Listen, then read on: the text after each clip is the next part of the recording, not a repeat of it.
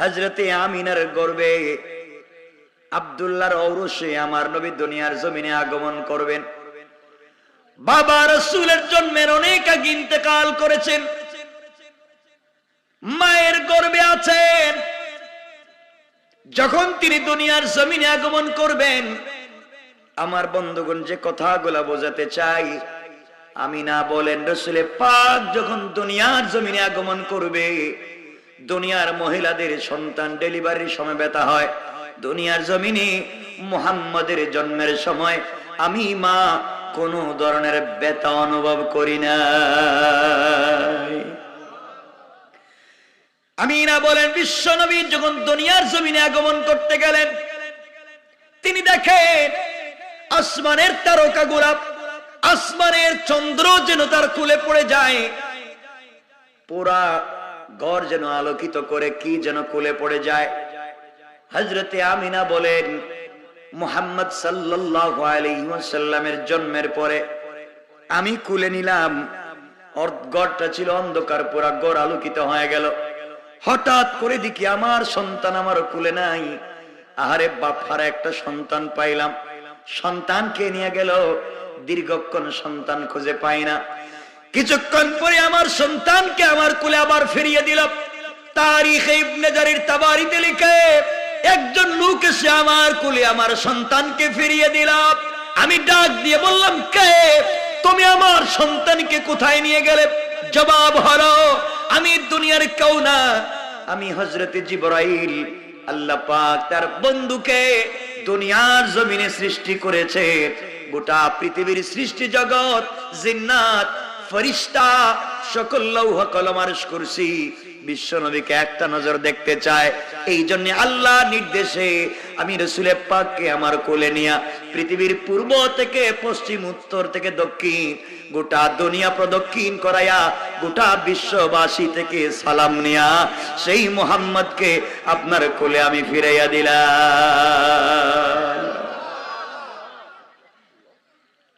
আমার রাসূল হযরতে আমিনা কোলে নিলেন, কপালে চুম্বন করতে লাগলেন।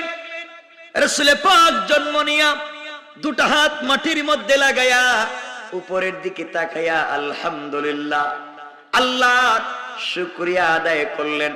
কিছুক্ষণ পরে এখানে অনেকগুলা ঘটনা আছে, সুয়াইবিয়া সহ দাসী কেমনে আজাদ হলে এগুলা ভিন্ন।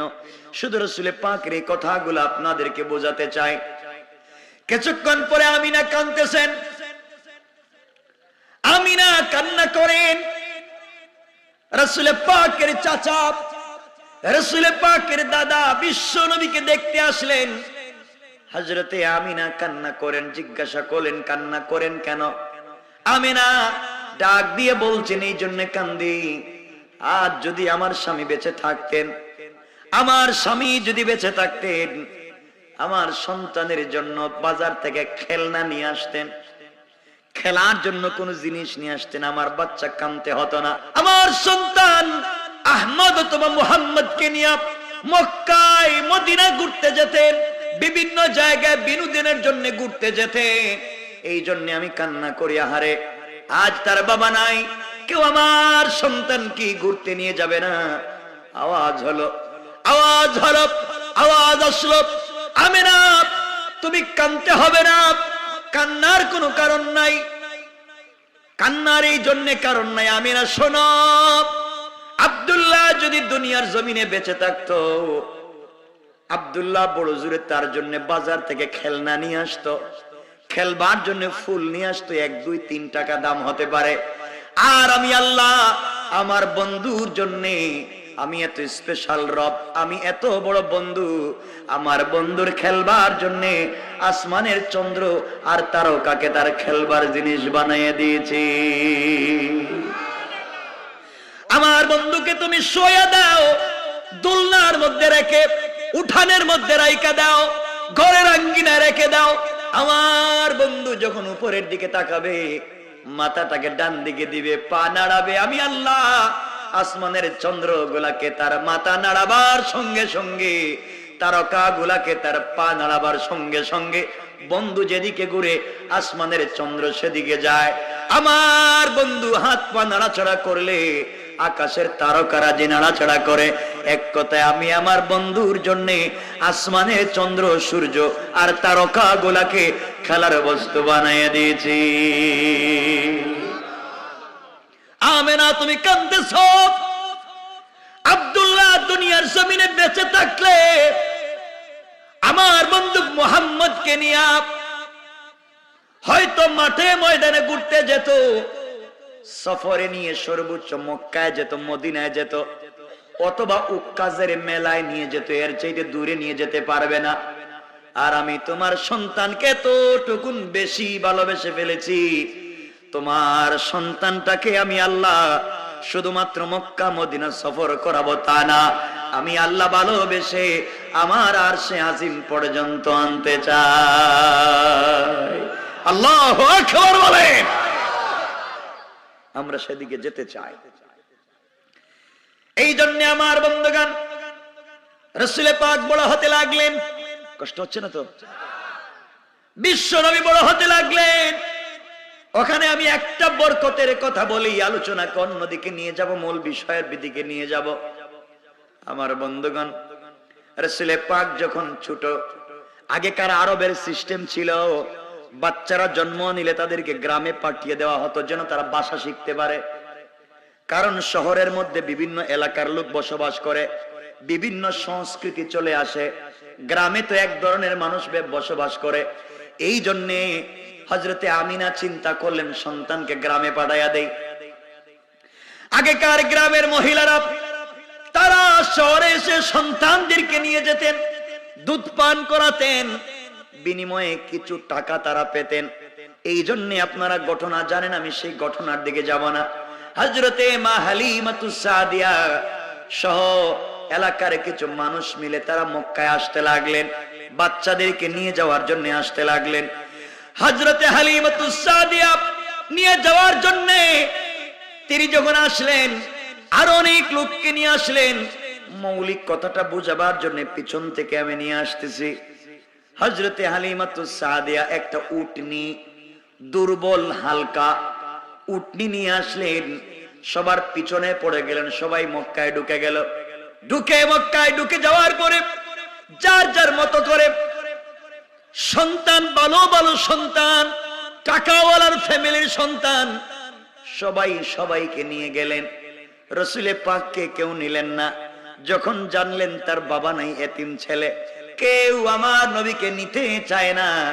হালিমাতুস সাদিয়া চলে যাওয়ার সময় স্বামীকে বললেন, স্বামীরে, খালি হাতে যাওয়ার চাইতে এতিম মুহাম্মদকে নিয়ে যাই, লাভ হতে পারে লস হতে পারে, খালি হাতে যাওয়ার চাইতে নিয়ে যাই। তারা জানে না তিনি শুধু এতিম নবী না, দুনিয়ার জমিনের সাধারণ কেউ না, আল্লাহর পরে সৃষ্টি জগতের মধ্যে আল্লাহ যাকে হাবিবুল্লাহ বানিয়েছেন সেই বিশ্ব নবী এখনো তাদের কোলে যেতে চায়। পড়েন সুবহানাল্লাহ। হালিমাতুস সাদিয়া ঘরে ঢুকে গেলেন, বিশ্ব নবীর চেহারা মুবারকের দিকে তাকালেন, নিজেকে আর সামলিয়ে রাখতে পারলেন না, কোলে উঠাইয়া নিলেন। তারও একটা সন্তান ছিল, নাম ছিল আব্দুল্লাহ। দুর্ভিক্ষ থাকবার কারণে তার স্তনে কোনো দুধ ছিল না, কিন্তু বিশ্ব নবীকে কুলে নেওয়ার সাথে সাথে এক সেকেন্ডও যায় নাই, আল্লাহ তার স্তনের ভিতরে দুধ ভরপুর করে দিয়েছে। আমার নবীর বরকত দেখা শুরু হয়ে গেল। 2 দিন আগে হালিমাতুস সাদিয়ার বন্ধু বান্ধবেরা মক্কা থেকে গ্রামের দিকে তারা বাচ্চাদেরকে নিয়ে চলে গিয়েছে। 2 দিন পরে হালিমাতুস সাদিয়া আমার নবীকে নিয়ে যখন তিনি মক্কা থেকে গ্রামের দিকে যায়, কথাটা মনে রাখবেন, কিতাবের নাম মনে রাখবেন, তারিখে ইবনে জারির তাবারি।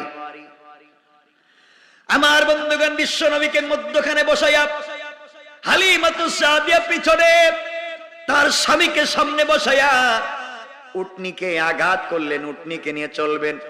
উটনি তো উঠে না, যাওয়াও যায় না, উঠেও দাঁড়ায় না। আঘাত করতে লাগলেন, বেত্রাঘাত করতে লাগলেন, উটনি উঠে না। আল্লাহ পাক রব্বুল ইজ্জত ওয়াল জালাল হালিমাতুস সাদিয়ার উটনির জবান খুলে দিলেন। উটনি ডাক দিয়া বলতেছে, হালিমা তুমি কাকে পিছনে বসায়া আমাকে আঘাত করতেছো নিয়ে যাওয়ার জন্যে? আল্লাহ পাক যাকে সৃষ্টির সবার সামনে সম্মান দিয়েছেন, তুমি তাকে পিছনে বসায়া আমাকে কিয়ামত পর্যন্ত আঘাত করলে নিতে পারবে না।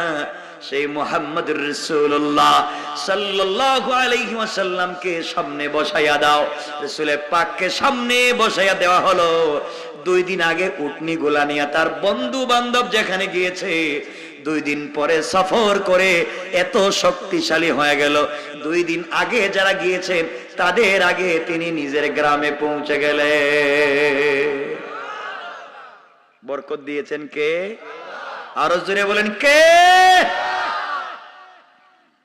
রাসূল পাক গেলেন, ওখানে থাকলেন, ভাইয়ের সঙ্গে তার দুধ ভাই আব্দুল্লাহর সঙ্গে মাঠে গেলেন। ওই সময় একবার সিনা চাক হয়েছে, এটা এতটুকুনি রাখলাম। এরপরে রাসূল বড় হতে লাগলেন, নবুয়ত পর্যায়ে পৌঁছে যাচ্ছেন। রাসূল পাক নবুয়ত লাভ করলেন, আমরা ওখানে পৌঁছে গেলাম। মধ্যখানে 40 বছর বাদ, মানে এত কথা বললে আমি পুরো সূরা বলতে পারবো না। 40 বছরের কত বাদ রাসূল নবুয়ত লাভ করলেন। নবুয়ত লাভ যখন করলেন, কথাগুলো মনোযোগ দিয়ে শুনবেন, কেমনে নবুয়ত লাভ করলেন আপনাদেরকে বুঝাচ্ছি। আমার বন্ধুগণ, বিশ্বনবী সাল্লাল্লাহু আলাইহি ওয়াসাল্লাম নবুয়ত লাভ করার পূর্বে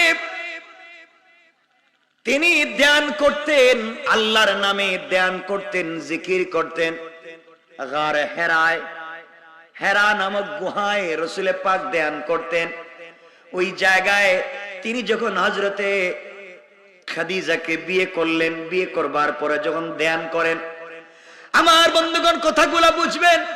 হঠাৎ করে একদিন আমার নবী দেখেন আসমান জমিনের মধ্যখানে নূরের মিম্বরে বসে একটা লোক আমার নবীকে ইয়া মুহাম্মদ, ইয়া মুহাম্মদ বলে ডাক দেয়।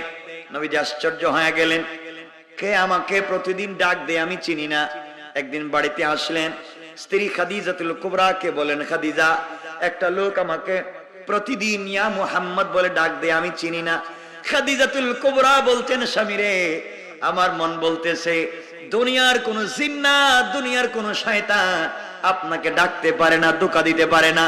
আমার মন বলতেছে সে আল্লাহর কোন রহমতের ফেরেশতা হবে। আর যদি ডাক দেয়, আপনি বলবেন প্রতিদিন আমার নাম ধরে ডাকো, কিছু বলো না কেন? স্ত্রীর পরামর্শ। আমার বন্ধুগণ, এক পর্যায়ে বিশ্বনবী পৌঁছে গেলেন। হঠাৎ করে একদিন দেখেন নূরের মিম্বরে বসে একটা লোক এসে ইয়া মুহাম্মদ বলে ডাক দিয়েছে। আমার নবী বললেন, কে তুমি আমাকে ডাক দিলা? রাসূল পাক সাল্লাল্লাহু আলাইহি ওয়াসাল্লামকে জিবরাইল বলছেন, ইয়া রাসূলুল্লাহ, আমি দুনিয়ার সাধারণ কেউ না, আমি জিবরাইল। আল্লাহ আপনার কাছে নবুয়ত দিয়ে আমাকে প্রেরণ করেছেন, আপনি পড়েন ইকরা। আমার নবীকে পড়িয়ে দেওয়া হলো। বন্ধুগণ, আপনারা এখানে জানেন রাসূল বারবার বলছেন আমি জানি না, আমি পড়তে পারবো না। জিবরিল আমিন বুকের সঙ্গে বুক লাগালেন, চাপ দিলেন, রাসূল পাক পড়লেন। এই জায়গা থেকে তিনি বাড়িতে আসলেন। নবুয়ত লাভ করবার পরে বাড়িতে আসলেন। বাড়িতে আসবার পরে জ্বর উঠে গেল। জ্বর উঠে যাওয়ার কারণে কম্বল দিয়ে আমার নবীকে ডেকে দেওয়া হয়েছে। রাত্রবেলা জ্বর উঠে গেল। খাদিজাতুল কুবরা বলছেন, স্বামী আপনার এত জ্বর কেন, ব্যাপার কি, কি হয়েছে? রাসূল পাক বলছেন, খাদিজা আমি সব কথা বলতে পারবো না। যদি সব কথা বলতে যাই হয়তো তুমি আমাকে বিশ্বাস করবে না। আমার নবীজিকে খাদিজাতুল কুবরা বলছেন, স্বামী রে আপনি বলেন না কি হয়েছে? রাসূল পাক বলছেন, খাদিজা আজকে আমার কাছে কোরআন নাজিল হয়েছে। আজ থেকে আমি নবী এবং রাসূল, আল্লাহ আমার কাছে কোরআন নাজিল করেছেন। তোমাকে বলতে চাই না, যদি তুমি বিশ্বাস না করো এই জন্য বলতে চাই না, যদি মানতে না পারো। খাদিজাতুল কুবরা ডাক দিয়া বললেন, স্বামী রে, আপনাকে 21 বছর অথবা 25 বছর বয়সে আমি 45 বছরের মহিলা আপনাকে বিয়ে করেছি, না জেনে না বুঝে না। আপনার আদর্শ এবং চরিত্র সম্পর্কে আমি জানি। আপনি যদি বলেন জিবরিল আমিন এসে আপনার কাছে কোরআন নাজিল করে নবুয়ত দান করেছেন, আমি বিশ্বাস করতে কোনটা বোধ করব না। পৃথিবীর কাউকে কালিমার দাওয়াত দেওয়ার আগে আমি স্ত্রী হিসাবে আপনি স্বামীর হাতে হাত রেখে সর্বপ্রথম মুসলমান আপনি আমাকে বানাইয়া দাও। কেমন স্ত্রী, স্বামীকে কতটুকুন বিশ্বাস করেন। এজন্য একজন মানুষ সম্পর্কে জানতে হলে তার বউরে জিজ্ঞাসা করবেন। বহুত পীর সাহেব আছেন, হাজার হাজার মুরিদ আছে, কিন্তু নিজের বউ নিজের কাছে মুরিদ হয় না। কথা বলেন না কেন? বউ বলতেছে আমি জানি আপনি কত নম্বরের পীর, ঠিক কিনা বলেন? স্ত্রী মুরিদ হতে চায় না, বায়াত হতে চায় না। কথাগুলো বুঝবেন। এখানেই আমাদের মূল আলোচনার বিষয়। খাদিজাতুল কুবরা রাসূল পাক ইসলামের কাছে কালিমা পড়ে মুসলমান হয়ে গেলেন। মুসলমান হলেন। আল্লাহ বলছেন, বন্ধু ওয়াদানা আনকা উজরাক, আপনার বুকের উপরে যে বোঝা, আমি সেই বোঝাকে হালকা করেছি। পয়গম্বর আরবি, দ্বীনের দাওয়াত দিতে গেলে টাকা লাগবে, দ্বীনের দাওয়াত দিতে গেলে পয়সা লাগবে, দ্বীনের দাওয়াত দিতে গেলে পাওয়ার লাগবে, ক্ষমতা লাগবে।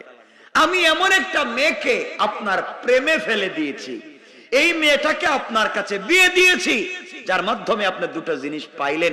এক নাম্বার, আপনার টাকা লাগবে। খাদিজাতুল কুবরা হচ্ছে মক্কার সবথেকে বড় বিজনেস ম্যাগনেট। সুবহানাল্লাহ বললেন না? এই ব্যবসায়ী মহিলাকে আপনার প্রেমে ফেলে আপনার কাছে বিয়ে দিয়ে আমি আল্লাহ ইসলামের জন্য তার সমুদয় সম্পত্তিকে ওয়াকফ করে দিয়েছি। আপনি তার সম্পত্তি ব্যয় করে ইসলামকে প্রতিষ্ঠিত করতে পারবেন। পড়েন সুবহানাল্লাহ। 2 নম্বর, ক্ষমতা লাগবে। খাদিজার টাকা দিয়ে মক্কার সব মানুষ ব্যবসা করে। আপনি যখন দ্বীনের দাওয়াত দিতে যাবেন, তখন মানুষ আপনাকে কিছু বললেই বলার সাহস পাবে না, কারণ আপনার বউর টাকায় তারা বিজনেস করে। ঠিক কিনা বলেন? সুতরাং আপনার ক্ষমতাও আছে, আপনার টাকাও আছে, আপনি দ্বীনের দাওয়াত দেন। আল্লাযী আনকাদা যহরাক, আপনি কষ্ট পাচ্ছেন, কেমনে পাবলিকের কাছে দ্বীনের দাওয়াত দিবেন? এ রাসূলুল্লাহ, আপনি দাওয়াত দেন, কেউ আপনাকে কষ্ট দিতে পারবে না, কেউ আপনাকে আঘাত করতে পারবে না।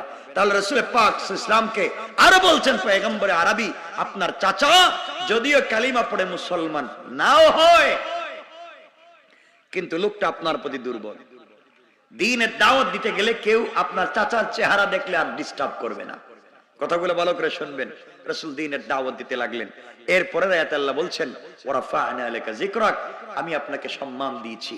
এখান থেকেই রাসূল পাককে আল্লাহ বুঝাচ্ছেন সম্মান কেমনে দিলেন। আমার মুসলমান বন্ধুগণ, কথাগুলো ভালো করে শুনবেন। আল্লাহর পয়গম্বর বিশ্ব নবী সাল্লাল্লাহু আলাইহি ওয়াসাল্লাম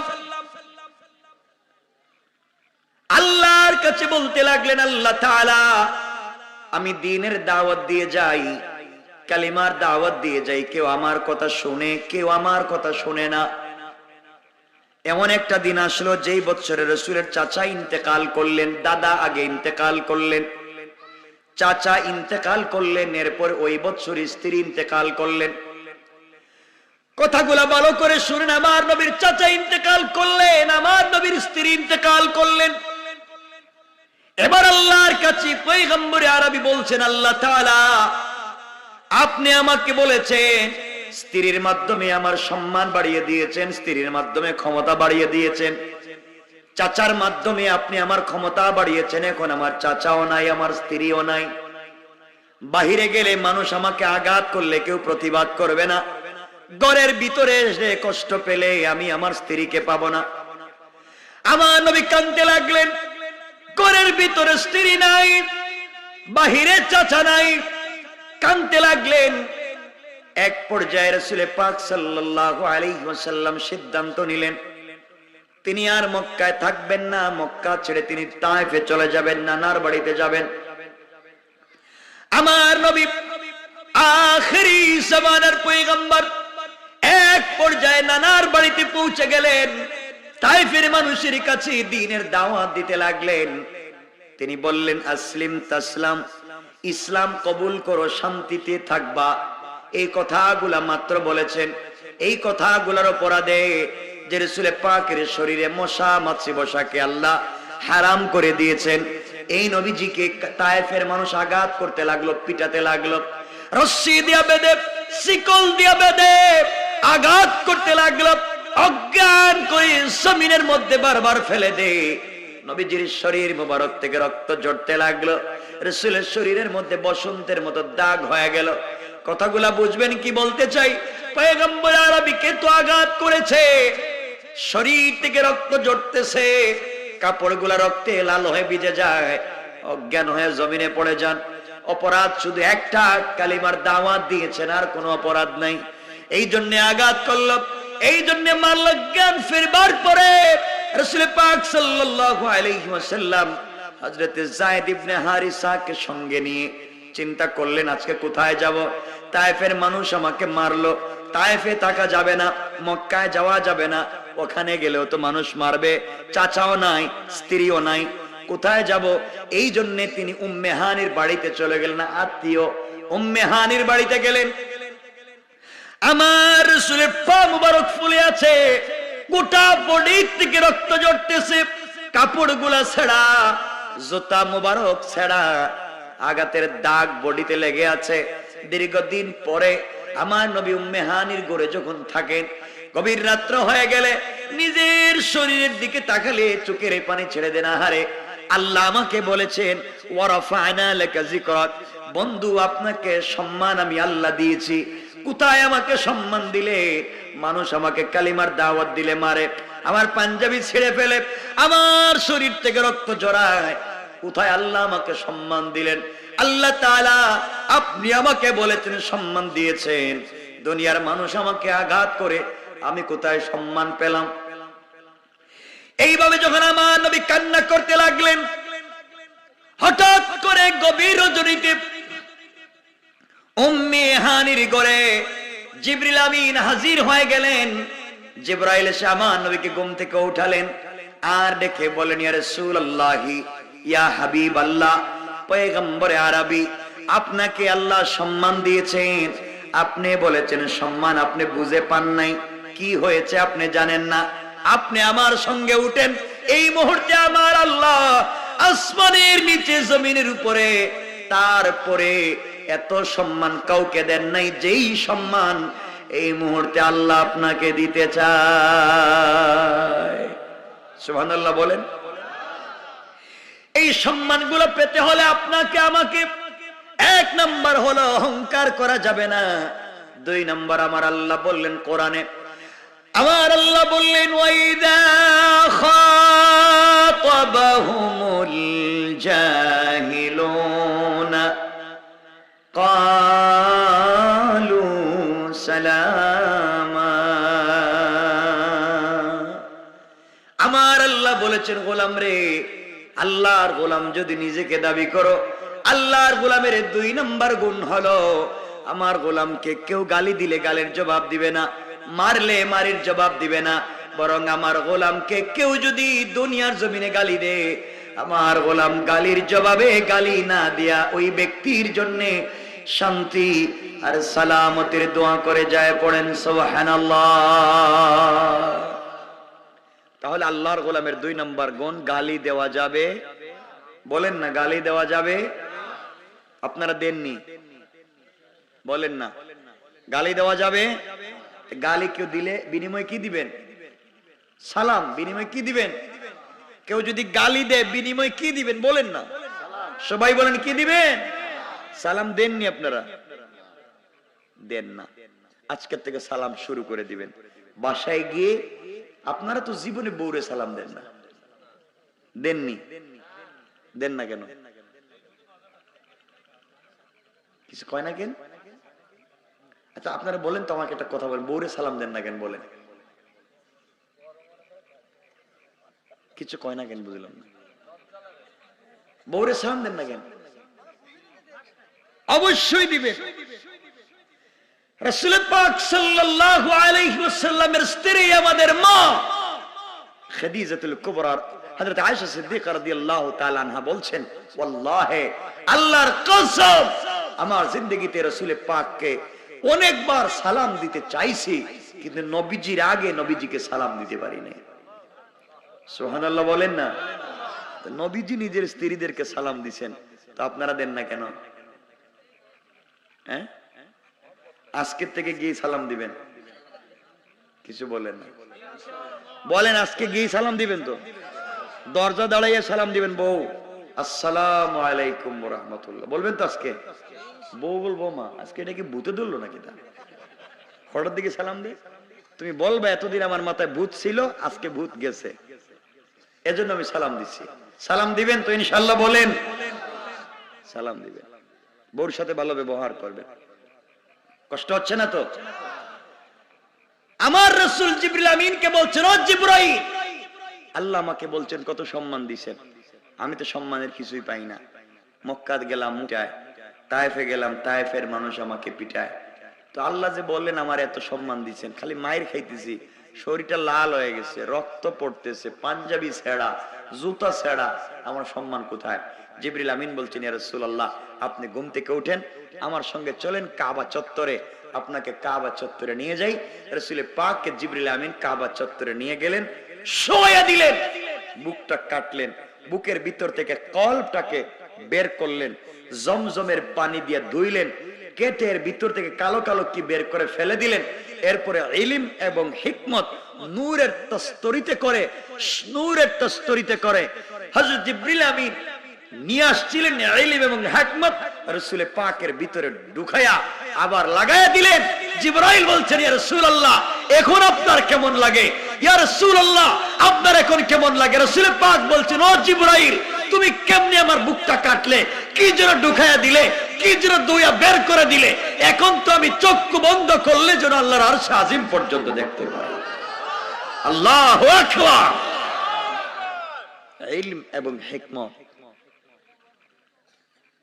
আমার বন্ধুগণ, জিবরিল আমিন বলছেন, ইয়া রাসূলুল্লাহ চলেন না, আপনাকে নিয়ে যাই। কোথায় যাইবেন এখন? আর চলেন আপনাকে আরেক জায়গায় নিয়ে যাই। জিবরাইল জানেন না কিছু, আমার মা নাই, আমার বাপও নাই, আমার একটা ভাইও নাই, বোনও নাই, রাত্রেবেলা বাইরে হইছি, আমার কাপড় ছেঁড়া, জুতাটাও ছেঁড়া, কই নিয়ে যাইবে আমারে তুমি? জিবরিল আমিন বলছেন, ইয়া রাসূলুল্লাহ আপনি উঠেন, আল্লাহ আপনাকে সম্মান দিয়ে বলেছেন ওয়া রাফা'না লাকা যিকরাক, আমি আল্লাহ কি আপনাকে সম্মান দেই নাই? পয়গম্বরে আরবি আপনি নাকি সম্মান পান নাই, চলেন আপনাকে নিয়ে যাই। জিবরিল আমিন আমার নবীকে নিয়ে যাইতে যাইতে তিনি চলে গেলেন বাইতুল মুকাদ্দাস পর্যন্ত। বাইতুল মুকাদ্দাস পৌঁছে গেলেন, প্যালেস্টাইনে পৌঁছে গেলেন, জেরুজালেম পৌঁছে গেলেন। আল্লাহ পাক আদম থেকে ঈসা নবী পর্যন্ত সকল পয়গম্বরদেরকে আগে থেকে বাইতুল মুকাদ্দাস মসজিদে জমা করে রেখে দিয়েছেন। আমার নবীকে নিয়ে জিবরিল আমিন হাজির হয়ে গেলেন। যাওয়ার পরে কেউ ডাক দিয়ে বললেন, আদম সফিউল্লাহ আপনি 2 রাকাত সালাত পড়ান। কেউ বলছেন ইব্রাহিম খলিলুল্লাহ আপনি 2 রাকাত নামাজ পড়ান। কেউ বলছেন ঈসা রূহুল্লাহ আপনি 2 রাকাত নামাজ পড়ান। কেউ বলছেন মুসা কালিমুল্লাহ আপনি 2 রাকাত নামাজ পড়ান। কেউ যখন নামাজ পড়াতে সামনে যায় না, আল্লাহ ডাক দিয়া বলছেন, জিবরাইল রে, আদম থেকে ঈসা নবী পর্যন্ত সকল পয়গম্বরদেরকে আমি আল্লাহ এক জায়গায় জমা করে রেখে দিয়েছি। আজ সকল নবীরা হবেন মুসল্লি আর মুক্তাদি, আজকের ইমাম হবেন আমার নবী বিশ্ব নবী। বিশ্ব নবী সবার সামনে দাঁড়িয়ে গেলেন, ইমামতি করলেন। আল্লাহ বললেন, বন্ধুরে ওয়া রাফা'না লাকা যিকরাক, আমি কি তোমার সম্মান বাড়াইনি? তুমি যে বলছিলা তোমার সম্মান কই, দেখো না তাকায়া, আদম থেকে ঈসা নবী পর্যন্ত সকল পয়গম্বর আজকের মসজিদের মুসল্লি আর মুক্তাদি আমি আল্লাহ সবার সামনে তোমাকে ইমাম বানাইয়া দিলাম। আল্লাহু আকবার। আল্লাহ পারেন কি পারেন না? কথা বলেন, পারেন কি পারেন না? আমার নবীর অনেক সম্মান। কষ্ট হইতেছে মনে হয় আপনাদের? কিছুক্ষণ কথা বলবো, একটু দেখি তো, একটু হাত উঠান তো, এখন কার কার কষ্ট হচ্ছে? এখনো কষ্ট হচ্ছে? আমি জানি রাত্র বেশি হয়ে যাচ্ছে। বসে আছেন, ভালো লাগতেছে কি? উঠবেন না? উঠলে আমি রাইকা দিব। আপনারা যদি বলেন তাইলে একটা জায়গা পর্যন্ত পৌঁছবো আজকে ইনশাআল্লাহ। আমার বন্ধুগণ শুনেন, রাসূল পাককে যে আল্লাহ সম্মান দিয়েছেন, সম্মান পাইছেন নি? কথা বলেন, পাইছেন? এবার জিবরাইল বলছেন, ইয়া রাসূলুল্লাহ আপনি খুশি? খুব মহা খুশি। আল্লাহ আমাকে সব নবীদের ইমাম বানাইছেন। জিবরাইল বলছেন, ইয়া রাসূলুল্লাহ শেষ না, আপনারে যে বন্ধু বানাইছে, হাবিবুল্লাহ বানাইছেন, এই আল্লাহ আপনার জন্য অপেক্ষা করতেছেন। কোথায়? আরশে আজিমে। আমি না এখন প্যালেস্টাইনে। আল্লাহ অপেক্ষা করতেছেন আপনার সঙ্গে দেখা করবেন। বন্ধুর পরিচয় তো বিপদে। আপনার বউ নাই, আপনার চাচা নাই, আপনার দাদা নাই, আপনার ভাই নাই, আপনার বোন নাই, আপনার বন্ধু আল্লাহ। আল্লাহ চায় না আপনাকে কষ্ট দিতে। বন্ধুর পরিচয় তো বিপদে কষ্ট দূর করতে। আল্লাহ আপনাকে তার বাড়িতে নিতে চায়। আসতে বললেন সুবহানাল্লাহ। অনেকগুলা ব্যাখ্যা, আমরা শুধু একটা ব্যাখ্যার দিকে যাব। অনেকে বলবেন ও বিভিন্ন কথা, আমি শুধু একটা আয়াতের কথা বলি। আল্লাহ বলছেন ফাকাবা কাউসাইনি আও আদনা। আল্লাহ বলছেন ধনুক বাঁকা করলে যত, ধনুক তো চিনেন, ধনুক, ধনুক বাঁকা করলে যত কাছে আসে, আল্লাহ এবং তার রাসূল তত কাছাকাছি বসে কথা বলেছেন। একটু জোরে পড়েন না সুবহানাল্লাহ। এই জায়গায় আমরা যেতে চাই। জিবরাইলকে বলছেন, ও জিবরাইল আমারে নিয়ে কই যাইবা এখন? আপনারে নিয়ে এখন আরশে মুআল্লা যাব। কোন দিকে যাইবা তুমি? আমার না কাপড় ছেঁড়া, জুতাও ছেঁড়া, ওইটা নিয়ে আরশে আজিম পর্যন্ত যাব? চলেন না, আল্লাহ আপনার জন্য অপেক্ষা করতেছেন। সুবহানাল্লাহ। আল্লাহ শুধু বলবেন আর আমরা আজকে বুঝবো ওয়ারাফা'না লাকা যিকরাক কেমনে সম্মান দিলেন। আমার মুসলমান বন্ধুগণ, এবার বিশ্বনবী জিবরিল আমিনের সঙ্গে চললেন উপরের দিকে, ঊর্ধ্ব গগনে।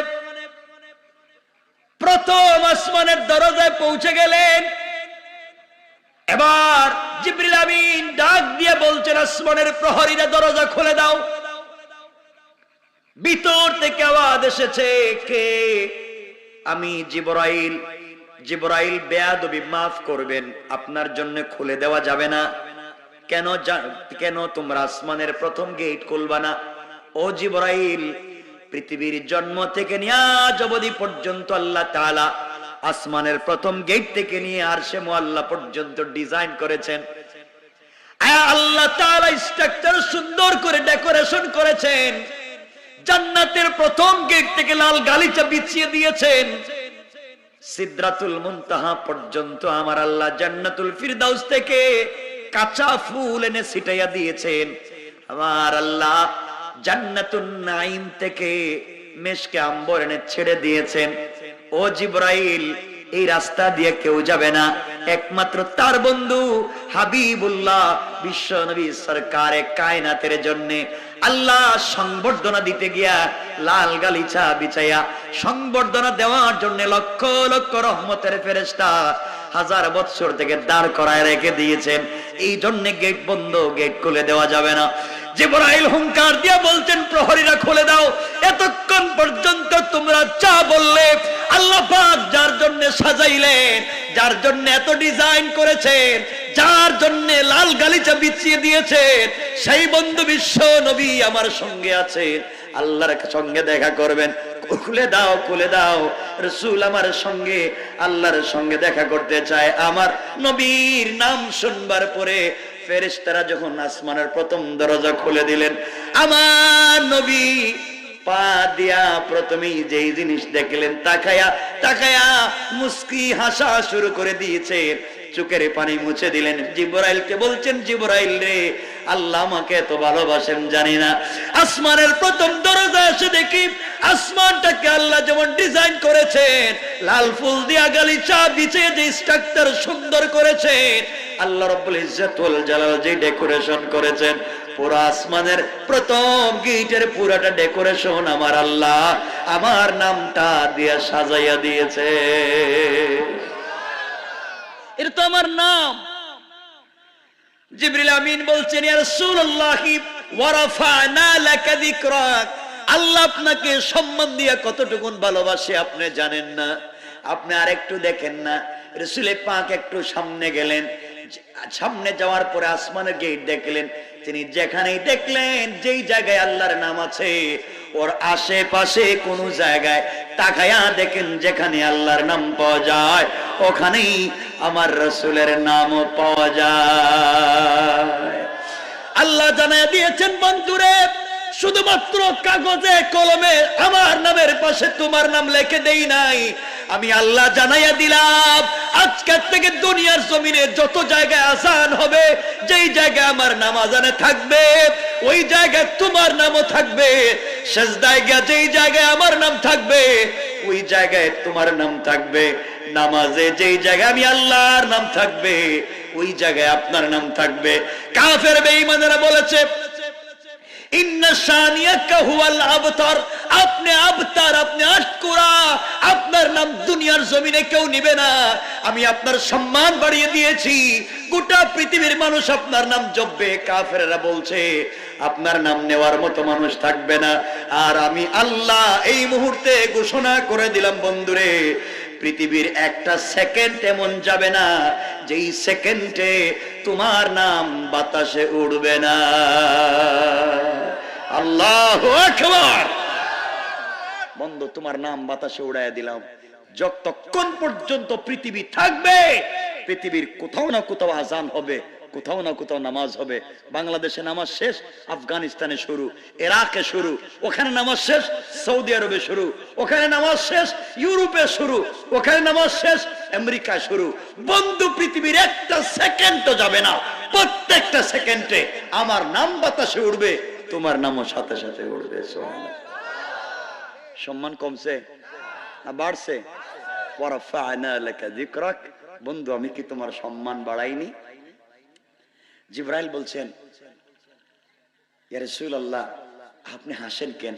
আপনারা না ঘুম থেকে উঠে আনছি কাঁদতেছিলেন, চোখ দিয়ে পানি পড়তেছিল, আপনারা না মানুষ মারে, আপনার না কেউ নাই, এখন হাসতেছেন। রাসূল পাক বলতেন, জিবরাইল আমি জানি না আল্লাহ যে আমাকে এত ভালোবাসে, আমার মতো একটা লোকের জন্য এত কিছু করছেন। চলো না আরেকটু সামনে যাই। আমার বন্ধুগণ গভীর মনোযোগ। এইভাবে যদি এক একটা আসমানের বর্ণনা দেই, কোন নবীর সঙ্গে দেখা হলো, কি দেখলেন, তাহলে তো এক রাত এক এক আসমানে যাবে। এই জন্য এগুলার আলোচনা আজকে করব না, মূলে চলে যাব।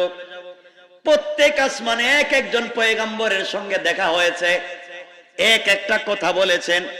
যেতে যেতে আমার নবী জান্নাতে গেলেন, জাহান্নামে গেলেন, 7 আসমানের উপরে উঠে গেলেন, 7ম আকাশের উপরে উঠে আমার নবী পৌঁছে গেলেন সিদরাতুল মুনতাহায়, যার কাছে আছে ইনদাহা জান্নাতুল মাওয়া, যার কাছে জান্নাতুল মাওয়া সিদরাতুল মুনতাহা বলা হয়। সিদরাতুন মানে কুল গাছ, বড়ই গাছ, মুনতাহা মানে ইন্তেহা, সৃষ্টির শেষ প্রান্তর। অর্থাৎ আল্লাহ সৃষ্টির শেষ প্রান্তরে একটা বড়ই গাছ লাগাইয়া রাখছেন। এক একটা বড়ই 10 মণ থেকে 70 মণ ওজন। না এগুলো আগামী বছর কেমন? সুবহানাল্লাহ বলেন না? কি রে ভাই, মনে হচ্ছে আমি ওয়াজ করতেছি মনে হয় রোহিঙ্গাদের এলাকায়। হ্যাঁ ভাষা বুঝতেছে না আমার। এক একটা বড়ই 10 মণ থেকে 70 মণ ওজন, আর এক একটা পাতা হাতির কানের মতো বড় বড়। জিবরাইলকে বলছেন, জিবরাইল আমি গাছের কাছে যাই। নবীজিকে জিবরাইল বলছেন যান। রাসূল গাছের কাছে গেছেন, পাতায় হাত দিয়ে হাসতেছেন এতটুকুন যে রাসূলের সামনে 2টা দাঁত বের হয়ে গেছে। সুবহানাল্লাহ বললেন না? জিবরাইল বলছেন হাসেন কেন? নবীজি বলছেন জিবরাইল আমার কাছে আসো, একটা জিনিস দেখাই, বাচ্চাদের মতো। জিবরাইল কাছে গেছেন, রাসূল পাতায় হাত দিয়ে বলছেন জিবরাইল দেখ না, গাছে পাতা ধরছে তাও সিদরাতুল মুনতাহায়, আর পাতার এক সাইডে আল্লাহর নাম, অপর সাইডে আমি রাসূলের নাম। আল্লাহু আকবার। ওয়ারাফা'না লাকা যিকরাক, বন্ধু তোমার সম্মান শুধু জমিনে না, সিদরাতুল মুনতাহায়। জিবরাইল আমিন বলছেন, ইয়া রাসূলুল্লাহ আপনি এখানে থাকবেন নাকি জান্নাতে দেখতে যাইবেন? চলো না একটু জান্নাতটা ঘুরে আসি। আমার বন্ধুগণ, আমার নবী পৌঁছে গেলেন জান্নাতুল ফিরদাউসে। জান্নাতুল ফিরদাউসের গেটে পৌঁছে গেলেন। গেটের সামনে দাঁড়াইয়া দেখে এক একটা ইট হীরা জবরদস্ত ইয়াকুত মণি মুক্তা পাথর দিয়ে তৈরি করা, সুন্দর করে সাজানো গোছানো। সালাম দিলেন, ভিতরে ঢুকলেন। জান্নাতের গেটে গিয়ে দেখেন জান্নাতুল ফিরদাউসের প্রথম গেটটার ডিজাইন মুহাম্মাদুর রাসূলুল্লাহ। আমার নবীর নাম দিয়া প্রথম গেটটা ডিজাইন করে রাখা। আমার নবীজি গেলেন, জিবরিল আমিন বলছেন, ইয়া রাসূলুল্লাহ, এটা আপনার আবু বকরের বাড়ি, ওটা ওমরের বাড়ি, ওটা আলীর বাড়ি, ওটা ওসমানের বাড়ি। নবীজি দেখতেছেন আর ঘুরতেছেন। হঠাৎ করে আমার নবী শুনেন জান্নাতের ভিতরে কে যেন হেঁটে যায়। নবীজি ডাক দিয়ে বলছেন, জিবরাইল বলো, আমার আগে কি কেউ জান্নাতে এসেছে? জিবরাইল বলছেন, ইয়া রাসূলুল্লাহ, না না, আপনার আগে কেউ জান্নাতে আসে নাই, আপনি তো প্রথমে আসলেন। জিবরাইল রে, তাহলে জান্নাতের ভিতরে হাঁটে কে? আমার মন বলতেছে আমার আগে কে হেঁটে যায় না। সাইর হাদিস। জিবরাইল ডাক দিয়া বলছেন, ইয়া রাসূলুল্লাহ, কান লাগাইয়া শুনেন কে হেঁটে যায়। নবীজি কান লাগাইয়া শুনেন, এটা দামি জুতা না, কাঠের জুতা, খড়মের আওয়াজ শোনা যায়। আমার নবীজি চোখের পানি ছেড়ে ডাক দিয়া বলছেন, জিবরাইল, দুনিয়ার জমিনে কাঠের জুতা, খড়মের জুতা আমার কালো বেলাল ছাড়া কেউ পরে না। আমার বেলাল কাঠের জুতা, খড়মের জুতা পরে। জিবরাইল রে, এটা কি আমার কালো বেলালের পায়ের আওয়াজ শোনা যায় কিনা? জিবরাইল বলছেন, রাসূলুল্লাহ, আপনি একটু তালাশ করে দেখেন কার আওয়াজ। নবীজি সিদ্ধান্ত নিলেন এটা হযরতে বেলালের পায়ের আওয়াজ। চিৎকার করে কান্না শুরু করে দিলেন। আওয়াজ হলো, আওয়াজ আসলো, বন্ধুরা আপনি কাঁদবেন না, আপনাকে কাঁদাবার জন্য আমি আল্লাহ জান্নাতে নিয়ে আসি নাই, আপনি কাঁদবেন না। যার পায়ের আওয়াজ শুনেছে সে বেলাল, এতে সন্দেহ নাই। কেন আপনার আগে আমি বেলালের পায়ের আওয়াজকে জান্নাতে পৌঁছে দিলাম। বন্ধুরে, বেলাল আপনাকে ভালোবাসে, বেলাল আমাকে ভালোবাসে। বেলাল তোমাকে পাওয়ার জন্য, আমাকে পাওয়ার জন্য বুকের উপরে পাথর চাপা দিয়া হাত বলেছে। তাকে উত্তপ্ত বালির মধ্যে, পাথরের মধ্যে টানা হেচড়া করা হয়েছে। এই বেলাল আমাকে বলেছে, আল্লাহ তাআলা যে রাসূলকে ভালোবেসে আমি এত কষ্ট করেছি, একটা মিনিটের জন্য আমি সেই রাসূল ছাড়া একা থাকতে চাই না। রাসূল যেখানে থাকবেন আমি ওখানে থাকতে চাই। রাসূল যেই জান্নাতে যাবেন ওই জান্নাতে আমি যেতে চাই। বন্ধুরে, আপনি সবাইকে ফাঁকি দিয়ে আমার কাছে আসতে পারে, আমি আমার বেলালকে বাদ দিতে পারি না। আমি ওই দিন আমার বেলালের কথাকে গ্রহণ করে নিয়েছি। এই জন্য আমি আল্লাহ আপনি আসার আগে আগে আমার বেলালের পায়ের আওয়াজকে রেকর্ড করে জান্নাতে ছেড়ে দিয়েছি। কেমন মানুষ, পায়ের আওয়াজও জান্নাতে পৌঁছে যায়। সংক্ষেপ করে বলি, আমার নবী মেরাজ থেকে আসলেন। বাইরে তোর মাইক এমনি পয়লা থেকে ডিস্টার্ব দিতেছে, আওয়াজ গেছে গা, আওয়াজ কি দিব?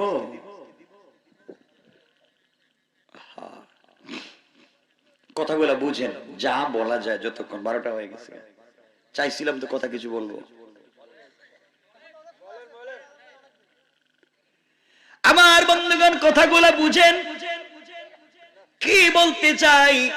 এক পর্যায়ে আল্লাহ তাআলা বলছেন, বন্ধুরে, জিবরাইলকে জিজ্ঞাসা কর বেলাল আওয়াজ কেমনে আসলো। জিবরিল আমিনকে জিজ্ঞাসা করলেন। রাসূল পাক দুনিয়া এসে বেলালকে বলছেন, বেলাল বলো না কি এমন আমল করো যে আমলের কারণে তোমার আওয়াজটা জান্নাত, তোমার পায়ের আওয়াজ জান্নাতে পৌঁছে গেল। বেলাল ডাক দিয়া বলছেন, ইয়া রাসূলুল্লাহ, আমি আলাদা কোনো আমল করি না, আমি শুধুমাত্র একটা আমল আছে পার্সোনাল।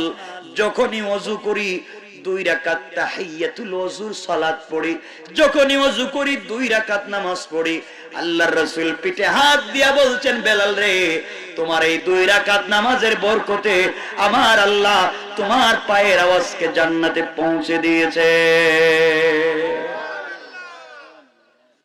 ভাই কি করবো রে ভাই,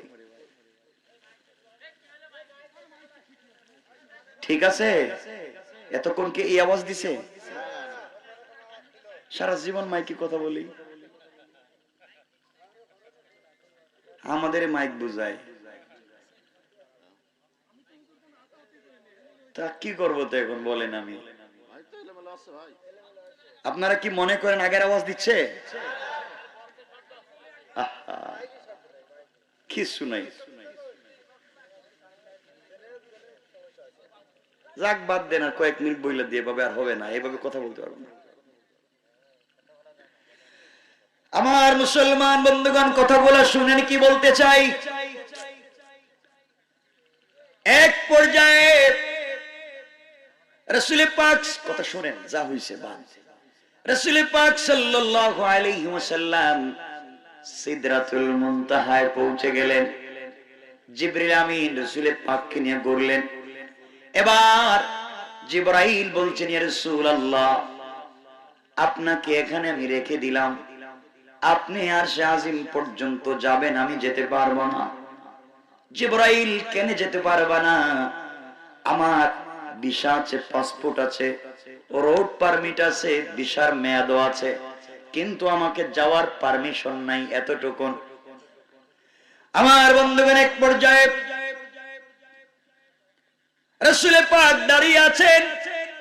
জিবরিল আমিন বলছেন, ইয়া রাসূলুল্লাহ, এখান থেকে আল্লাহ আপনাকে ইস্তেকবাল করে সংবর্ধনা দিয়ে স্পেশাল ভাবে আপনাকে নিয়ে যাবেন, আমি যাব না। রাসূল একা বসে দাঁড়িয়ে আছেন। হঠাৎ নজর গেছে পায়ের দিকে, পায়ের জুতাটা ছেঁড়া।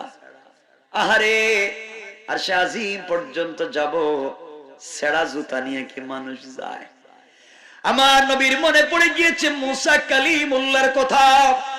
মুসা কালিমুল্লাহ আল্লাহর সঙ্গে কথা বলবার জন্য তুর পাহাড়ে গিয়েছিলেন। আল্লাহ মুসাকে বলছেন, মুসা ফাখলানা আলাইকা ইন্নাকা বিল ওয়াদিল মুকদ্দাস তাওয়া। ও মুসা, এটা পবিত্র উপত্যকা তুরে সাইনা, পবিত্র পাহাড়, জুতা নিয়ে আসা যায় না, জুতা খুলে তুমি আসো। নবীজি চিন্তা করলেন, মুসার মতো পয়গম্বরকে আল্লাহ জুতা নিয়া তাকে পাহাড়ে যাইতে দিলেন না, আমি কেমনে জুতা নিয়ে আরশে আজিমে যাই? জুতা খুলে ফেললেন। আওয়াজ হলো, আওয়াজ আসলো, বন্ধুরে জুতা খুলবেন না, আপনি জুতা পায়ে দে। আপনার জুতার নিচে যে দুলি কণা গোলা রয়েছে, ওই দুলি কণা গোলার মাধ্যমে আমি আল্লাহ আমার আরশে আজিমকে সম্মানিত করতে চাই। আল্লাহু আকবার। ওয়া রাফা'না লাকা যিকরাক। বন্ধু, তোমারে শুধু সম্মান দিছি না, তোমার পায়ের জুতার নিচের ধুলি কণারও সম্মান দিছি। চিন্তা করতেছেন রাসূলের সম্মান? আমরা ওয়া রাফা'না লাকা যিকরাকে আছি। কষ্ট হচ্ছে না তো? রাসূলের পাক এর সংক্ষেপ, আমরা আরো সামনে যাওয়া লাগবে তো, অনেক কথা। এখানে ওয়া রাফা'না লাকা যিকরাকে আছে, আরো সামনে যাইতেই মনে হয়। আমার নবীজি পৌঁছে গেলেন। এখানে অনেক কথা আছে, ইখতিলাফ আছে, মতবিরোধ আছে। আমি যেহেতু একটা বর্ণনা দিচ্ছি, শুধু একটাই বলবো, কথা বুঝতেছেন না? পৌঁছে গেলেন আল্লাহর সঙ্গে দেখা করার জন্য। ফাকাবা কাউসাইনি আও আদনা, দনক বাঁকা করলে যত কাছে, নবী এবং আল্লাহ তত কাছে। সুবহানাল্লাহ। একটু জোরে বলেন না, বিশ্বাস হচ্ছে না? আল্লাহর কাছে গিয়ে রাসূল মুচকি মুচকি হাসতেছেন, এদিক সেদিক তাকাচ্ছেন। আল্লাহ বলছেন, বন্ধু কি তুমি না ঘুমেছিলে, কাঁদতেছিলে, এখানে এসে এদিক সেদিক ঘুরো কেন? আল্লাহ, আমি জানি না আমার থেকে যে আপনি আমার জন্য এত পাগল। আপনার আরশে আজিম আসছি, আপনার আরশে আজিমের চেয়ার, আরশে আজিমের পিলার, আর আরশ আজিমের ডিজাইন, স্ট্রাকচার সবকিছু তো আমার নাম দিয়া করেছেন। আল্লাহু আকবার। আল্লাহ বলছেন, বন্ধু তুমি জানো না আমি তোমাকে কতটুকু ভালোবাসি। কথা বলতেছেন। আল্লাহ বলছেন, বন্ধু তোমাকে আনছি কষ্ট দূর করার জন্য, বন্ধুর কাছে আনলাম। এখন বলো তো, তুমি যে আসলা আমার বাড়িতে, বন্ধুর বাড়িতে গেলে তো গিফট নে, উপহার নে, হাদিয়া নে। তুমি যে আমার বাড়িতে আইলা, কোন উপহার আনছো, গিফট আনছো? নবীজি বলছেন, আল্লাহ আপনি কি আমাকে কি এত এত কি এভাবে কি ভাবছেন? আমি কিছু বুঝি না? আমি তো খালি হাতে আসি নাই, আমি হাদিয়া আনছি। আল্লাহ বলছেন, দের হাদিয়াটা দাও। সুবহানাল্লাহ বলবেন না? কি হাদিয়া আনছো? আমার জন্য খালি হাতে আইছো, আবার হাদিয়া আনছো? আনছি তো, আমি খালি হাতে যাই না। আল্লাহ বলেন হাদিয়া দাও। আমার নবী জবাব দিচ্ছেন, আত্তাহিয়াতু লিল্লাহি ওয়াস সালাওয়াতু ওয়াত তাইয়্যিবাত। আমার আল্লাহ তাআলা, আমার কলিজার টুকরা আল্লাহ, আমি আপনার জন্য গোটা জিন্দেগীর সকল সালাত, সকল সালাম, সকল পবিত্রতা যা আছে এই মুহূর্তে সবকিছু আপনাকে হাদিয়া করে দিলাম। আল্লাহ খুশি হয়ে গেছেন, এত হাদিয়া। আমার আল্লাহ বলছেন, আসসালামু আলাইনা ওয়া আলা ইবাদিল্লাহিস সালিহিন। বন্ধু তুমি আমাকে সালাম দিয়েছো, তোমাকে সালাম, এটা পরে তোমাকে সালাম। আসসালামু আলাইকা আইয়ুহান নবিয়্যু। আল্লাহ সালাম দিচ্ছেন, আসসালামু আলাইকা আইয়ুহান নবিয়্যু, না ইয়া নবী। আর আপনারা বলেন ইয়া নবী। আল্লাহ বলছেন আসসালামু আলাইকা, আগে সালাম দিবেন এরপরে ডাকছেন। আর আপনারা আগে বলেন ইয়া নবী, এরপরে বলেন সালাম আলাইকা। আগে রাসূলকে ডাকেন, এরপরে সালাম দেন। আর আল্লাহ আগে সালাম দিছেন, এরপরে ডাকছেন। সুবহানাল্লাহ বলেন। আল্লাহ তার রাসূলকে ইজ্জত কেমনে দিবেন শিক্ষা দিচ্ছেন। আগে দিছেন আসসালামু আলাইকা, এরপরে বলছেন আইয়ুহান নবিয়্যু। আগে সালাম দিছেন, তারপরে নবীরে ডাকছেন। আর আপনারা আগে ডাকবেন, পরে সালাম দেন। এই উল্টা কাজ করে। কষ্ট পাইলেন আমার কথায়? আল্লাহ আগে দিলেন সালাম, তারপরে ডাকলেন, আর আপনারা আগে ডাকেন। কইরেন না এভাবে, বুঝবেন। নবীজিকে যখন সালাম দিয়েছেন, আল্লাহ আসসালামু আলাইকা আইয়ুহান নবিয়্যু, এখন তো নবীজির সালামের জবাব দেওয়া লাগবে।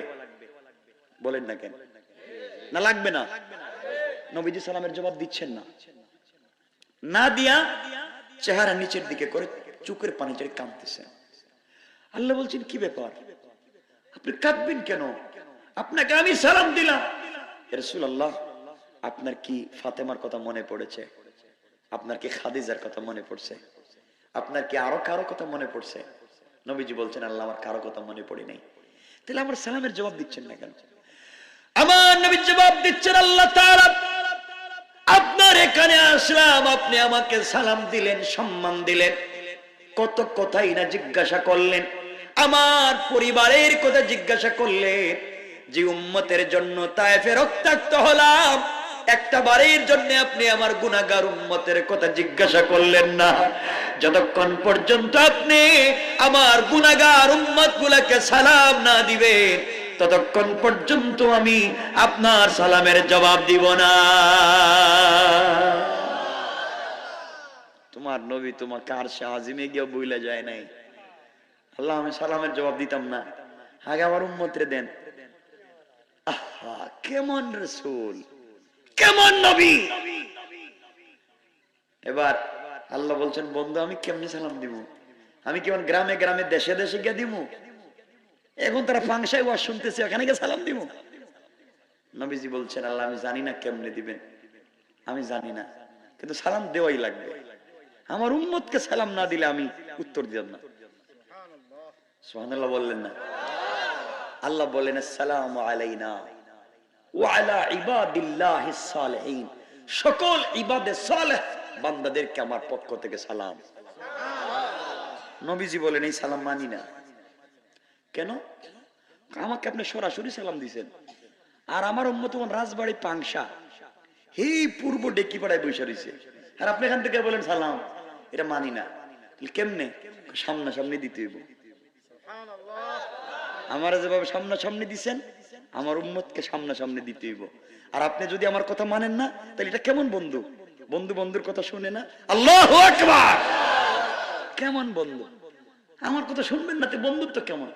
আল্লাহ তো মহা পেয়েছে, বন্ধুর কথা তো রাখতেই হবে, বন্ধুরে তো কষ্ট দেওয়া যাবেই না। বন্ধু আমি এখন কেমনে কেমনে সালাম দিব? কেমনে কেমনে দিবেন আপনি বুঝেন। আল্লাহ বলেন বন্ধু তাহলে কাজ করি, আমরা গ্রামে গ্রামে দেশে দেশে গিয়ে সালাম দিতে পারবো না, তোমারে আবার রাগাইতে পারবো না, কষ্ট দিতে পারবো না। কথা দিলাম তোমার উম্মতের সঙ্গে জান্নাতে যখন আমার দেখা হবে, আমি কথা দিলাম সরাসরি তাদেরকে সালাম দিব। নবীজি খুশি হয়ে গেছেন, খুশি হয়ে বলছেন আল্লাহ মানি, আপনি আমার উম্মতকে সরাসরি জান্নাতে সালাম দিবেন, কিন্তু আমি আল্লাহ দাঁড়াইয়া দাঁড়াইয়া সামনা সামনি তোমার উম্মতকে সালাম দেওয়ার ওয়াদা দিলাম।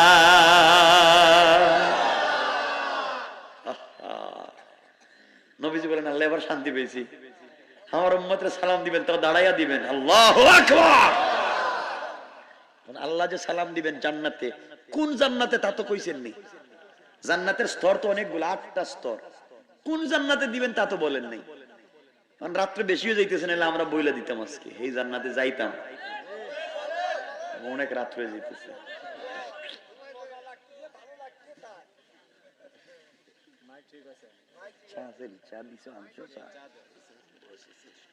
কোন জান্নাতে এটা বলেন নাই, কিন্তু আমরা বলি রাসূল হাদিসে বলছেন এই জান্নাতের নাম দারুস সালাম, জান্নাতের নামই সালামের জান্নাত। সুবহানাল্লাহ বলেন না? দারুস সালাম এটা এমন এক জান্নাত, যে জান্নাতে আল্লাহ নিজের হাতে উম্মতের জন্য খেজুর গাছ লাগাইছেন, যে জান্নাতে আল্লাহ নিজে আয়েশা দেখা করবেন। এই জান্নাতে যাইতে চান? আজকে আমরা প্রোগ্রামে এই জান্নাতে যাব একবার ইনশাআল্লাহ। বলেন সবাই, বলেন ইনশাআল্লাহ আমরা যাব।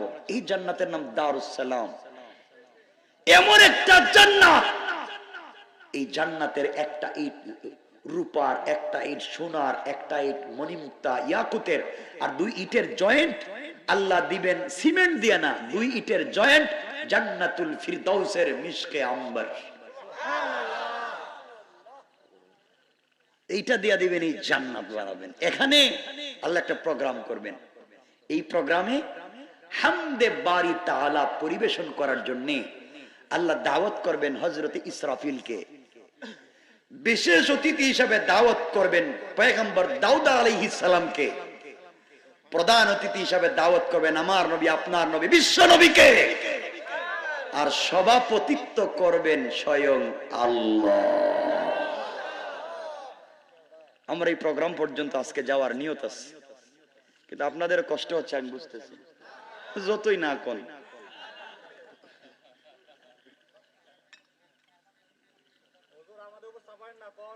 আমার বন্ধুগণ, এবার আল্লাহর সঙ্গে রাসূলের কথা হচ্ছে আরশে আজিমে। কোথায়? আরশে আজিমে আছেন না? কথা হইতেছে, অনেক কথা কথা বলতেছেন, কিছু কথা আছে গোপন কথা, এটা বলে দিই আপনাদেরকে। দেখবেন বন্ধু বন্ধুর সাথে কথা বলতেছে রেস্টুরেন্টে বসে, 50-60 জন বসা, এক বন্ধু আরেক বন্ধুকে বলছে দোস্ত ওই যে গতকালকে একটা কথা বলছিলাম না, এক জায়গায় যাবো। ওকে, কেউ বুঝলো না, এরা 2 জন বুঝলো, ঠিক আছে না? সেই গোটা দুনিয়ার মানুষকে বুঝতে না দিয়া বন্ধু বন্ধুর সঙ্গে ইশারায় সাংকেতিক চিহ্নে কথা বলছে। দোস্ত তুমি জানো আমি জানি, আলিফ লাম মিম কাফ হা ইয়া আইন সাদ, আলিফ লাম রা তা সিন ইয়াসিন কাফ হা ইয়া আইন সাদ তা সিন মিম কাফ। এইভাবে আল্লাহ তার বন্ধুর সাথে কথা বলেছেন ইশারা ইঙ্গিতে, দুনিয়ার কেউ জানে না। আল্লাহু আকবার। এটার নাম হুরুফে মুকাত্তাআত। কেউ বুঝে নাই, শুধু বন্ধু বন্ধুরটা বুঝছে। কথা চলতে আছে, হঠাৎ করে আল্লাহ বলছেন বন্ধু কিছু চাইবা? আল্লাহ অনেক কিছুই তো দিলেন আপনি, আপনারা মনে করতেছেন নামাজের কথা বলবে, এটা আপনারা কমন জানেন, ওগুলো আমার মূল উদ্দেশ্য না। উদ্দেশ্য ওয়া রাফা'না লাকা যিকরাক, সম্মানটা কোথায় দিলেন এটা বুঝাবো। আল্লাহ তুমি তো সব নবীদেরকে এক একটা দোয়া শিক্ষা দিছো, দোয়া করলে কবুল, আমার একটা দোয়া শিখাও না। আল্লাহ বলছেন বন্ধু তোমার একটা দোয়া শিক্ষা দিল, এই দোয়াটা যদি তুমি দুনিয়ায় গিয়া উম্মতের জন্য দোয়া করো, আমি তোমার উম্মতকে মাফ করে দেব। নবীজি বলেন আল্লাহ শিখান না এই দোয়াটা আমার, আল্লাহ রাসূলের পাককে শিখাইয়া দিলেন। এই দোয়াটা কি আমি বলবো না? বলেন, কত সহজ, শুধু নিবেন, শুধু নিবেন, কিছু দিবেন না, এটা তো হয় না। শুনেন, আল্লাহ রাসূলের পাককে দোয়া শিক্ষা দিয়ে বলছেন বন্ধু দুনিয়ায় গিয়ে দোয়াটা কইরো, তোমার উম্মত জাহান্নামে যাবে না। নবীজি দোয়া শিক্ষা করার পরে দাঁড়ায় বলছেন আল্লাহ আপনি আমার কি বোকা পাইছেন যে আমি দোয়া গিয়ে দুনিয়ায় করব? তাইলে কি দোয়া করবা না? না, এই দোয়া দুনিয়া করতাম না, আমি রাইকা দিলাম। তাইলে কি? আল্লাহ কিয়ামতের দিনে যখন সবার পরে মুসিবত আসবে, ওই সময় আমি কিয়ামতের দিনে জাহান্নামের গেটে দাঁড়াইয়া আমি আমার উম্মতের জন্য এই দোয়া করব। আমার বিশ্বাস তুমি একটা উম্মতকেও জাহান্নামে দিতে পারবে না। আল্লাহ বলছেন বন্ধু আমি জানি তুমি এই কথাই বলবা, কারণ তুমি সবথেকে বেশি জ্ঞানী, জানি তুমি তোমার উম্মতের দরদ নিয়ে চলো, তোমার উম্মতকে জাহান্নামে যাইতে দিবা না। আল্লাহ আমি কথা দিলাম, আমি কথা দিলাম জাহান্নামের গেটে দাঁড়িয়ে দোয়া করব, আমার একটা উম্মতকে জাহান্নামে যাইতে দিব না। আল্লাহ বলেন বন্ধু আমিও কথা দিলাম, তুমি দোয়া করলে আমিও তোমাকে ফিরাইয়া দিব না। কথা চলতেছে আরশে আজিমে, দুজনের কথা চলতেছে। এখানে তিনটা ব্যাখ্যা। এই যে রাসূল পাক দোয়া করবেন জাহান্নামের সামনে দাঁড়াইয়া, এই দোয়ার আগে তিনি একবারে বাইতুল মামুর আর দুনিয়ার জমিনে হচ্ছে বাইতুল্লাহ। আল্লাহ পাক রব্বুল ইজ্জত ওয়াল জালালের পয়গম্বর কিয়ামতের দিনে মাকামে মাহমুদে পড়ে কাঁদবেন। এই কান্নার পরে আল্লাহ তাকে বসবার কথা বলবেন, তার মুনাজাতকে কবুল করবেন, এরপরে বিচার কার্য শুরু করবার কথা বলবেন। বিচারের সময় রাসূল কোথায় থাকবেন এটা হচ্ছে মূল বিষয়। আমরা এখানে থাকি ওরা ফান এলাকা যিকরাত, রাসূলের সঙ্গে আল্লাহর কথা হচ্ছে কোথায়? আমরা এখানে বিষয়টাকে রাখলাম, এভাবে আমরা অন্যদিকে যাচ্ছি না, রাখলাম যে রাসূল এখন কোথায় আছেন। সবাই বলেন না কেন? কার সাথে কথা বলতেছেন? এখানে থাকুক, একটু কথাবার্তা বলুক। আমরা এখন যাই, ওই যে আল্লাহ যে বলছেন তিনি দেখা করবেন কোথায়? কোন জান্নাতে? আমরা একটু দারুস সালামে যাই নাকি, দেখে আসি যে দেখা করবেন এই বাড়িটা কেমন। দেখছেন না বিয়ে শাদীর আগে মেয়ের বাড়ি থেকে ছেলের বাড়িতে যায়, বাড়িঘর কেমন আছে দেখি, ওয়াশরুম ঠিক আছে নি, যায় না? দেখতে যায় না? তো আমরা এখন দেখতে যাই। সুবহানাল্লাহ বললেন না? না আপনাদের আওয়াজে মনে হইতেছে যাওয়ার দরকার নেই মনে হয়? তাহলে যাই। তাদের দুইজনকে রাইকা গেলাম কই, একটু গল্প গুজব করুক, তাই না? তো আমরা একটু ঘুরে ঘুরে আসি। আমার মুসলমান বন্ধুগণ, এই দারুস সালামে যেতে হলে আরো দুইটা গুণ লাগবে। এতক্ষণ আলোচনা করে দুই গুণের কথা বলছি। এক নাম্বার অহংকার করা যাবে না, দুই নাম্বার গালি দিলে জবাব দেওয়া যাবে না। মনে আসেনি? আমি যত ওয়াজ করি আমার মূল বিষয় ভুলে যাব না। দুটা গুণ বলছি, এক নাম্বার অহংকার করা যাবে না, দুই নাম্বার গালি দেওয়া যাবে না। আর এই জান্নাতে যেতে হলে আরো দুই গুণ লাগবে। কয় গুণ? এরপরের গুণ আল্লাহ বলছেন والذين يبيتون لربهم سجدا وقياما। আমার আল্লাহ বলছেন মুসলমানেরা, আল্লাহর গোলামের তিন নাম্বার গুণ হলো আমার গোলাম বিপদে পড়ে গেলে রুকু করবে আমি আল্লাহর পায়ে, সিজদা করবে আমি আল্লাহর পায়ে, সুজদা ওয়া কিয়ামা দাঁড়াবে আমার জন্য, সিজদা করবে আমার জন্য। অর্থাৎ যারা দারুস সালামে যেতে চায় তারা আমি আল্লাহর জন্য দাঁড়াবে, তারা আমি আল্লাহর জন্য সিজদা করবে। সুতরাং আজকালকে যারা আল্লাহর পা ছাড়া পীরের পায়ে সিজদা করে, মাজারে গিয়া সিজদা করে, আল্লাহর কসম, আল্লাহর কসম, তারা আল্লাহর গোলাম হতে পারে না। এটা হচ্ছে আয়াতের ব্যাখ্যা। আল্লাহ বলছেন সুজদা ওয়া কিয়ামা, সিজদা আমার জন্য, কিয়াম মানে দাঁড়ানো আমার জন্য। কারো জন্য দাঁড়ানো যাবে না, কারো জন্য মাথা নিচু করা যাবে না, সব আমার জন্য।